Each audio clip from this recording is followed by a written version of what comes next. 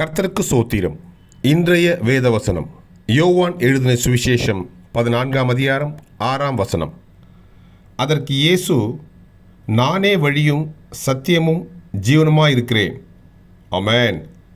என்னாலே இல்லாமல் ஒருவனும் பிதாவினிடத்தில் வரான் என்றார். ஆமென். யோவான் எழுதின சுவிசேஷம் 14ஆம் அதிகாரம் 6ஆம் வசனம். அதற்கு இயேசு, நானே வழியும் சத்தியமும் ஜீவனுமாயிருக்கிறேன். என்னாலே இல்லாமல் ஒருவனும் பிதாவினிடத்தில் வரான். ஆமென். யோவான் 14:6. கர்த்தர் உங்களை ஆசீர்வதிப்பாராக, உங்களோடு கூட இருப்பாராக. ஆமென்.